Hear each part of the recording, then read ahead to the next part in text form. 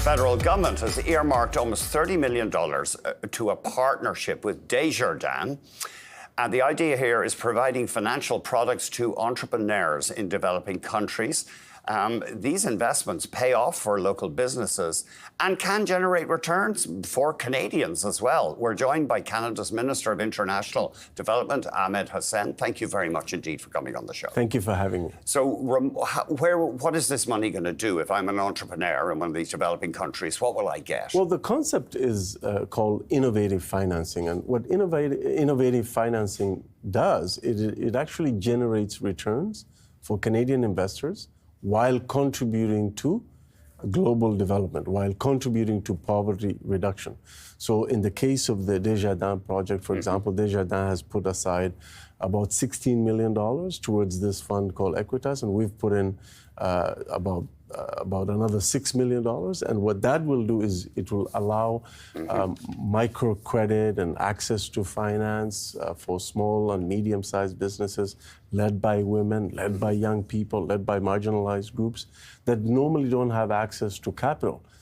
It'll also enable them, while they're doing that, to put a value proposition to financial institutions that normally don't give an opportunity to women and to young people, to allow these groups to open a bank account, have access to banking services so that they can improve their business.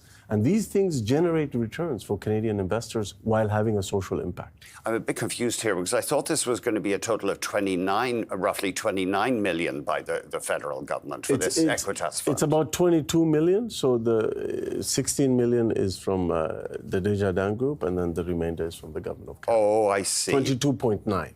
Okay. So taxpayers, how much are we putting about up? $6 million. But again, it's an investment. Taxpayers get a return on that investment. Okay, because it said, the news release said you were announcing 22.9 million in funding for the Equitas Fund. Correct. And then 6.5 million for the technical assistance facility. Yes, there is a technical assistance portion of it, but the 22 million is a combination of the Government of Canada as well as some funding from Desjardins Group. Right. Yeah. So this is different from traditional microfinance? Correct, because it brings in a private sector player to join the Government of Canada to enable businesses, young entrepreneurs, women, Indigenous peoples outside of Canada to start businesses or even grow their businesses and have a bigger impact in reducing poverty and eliminating a lot of obstacles to inclusive economic growth. And Desjardins can make some profits off this? Absolutely, they will. They will make a return, and that's precisely why this is very attractive, because as part of the investment, it's also a culture change for the financial institutions in those countries, because they used to previously see these groups as risks, but now they see the opportunities, right? Because we're coming in and investing in these groups and telling the financial institutions, you can make a return here while also having a socially positive impact of including women in the financial sector, including young people in the financial sector. So they see the value proposition, and then investors in Desjardins and other groups also make a return. Oh, are there other Canadian investors in There's many. There's a group, for example, that's associated with the Teachers Fund, the Ontario Teachers Pension Fund. It's a branch of that. They make investments in climate change projects across the world, and I met one of their leaders in Vietnam who is helping Vietnamese women to have value-added agriculture through coffee, through producing better coffee and investing in the supply chain of coffee to improve the quality, to improve the product, and make better return for the women farmers, but also better return for the investment social impact firm in Canada.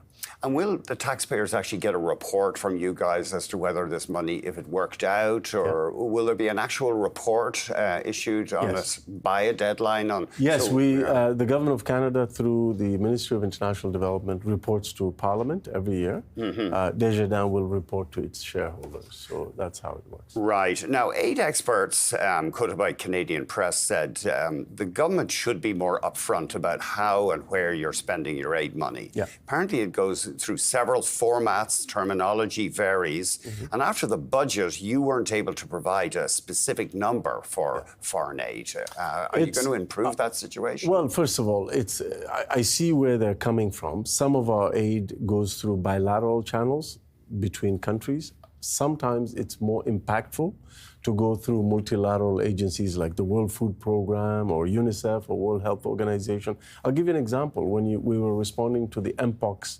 outbreak in Africa, we had to go through the World Health Organization because they were best equipped. They were on the ground, and we provided them with rapid resources to contain the outbreak.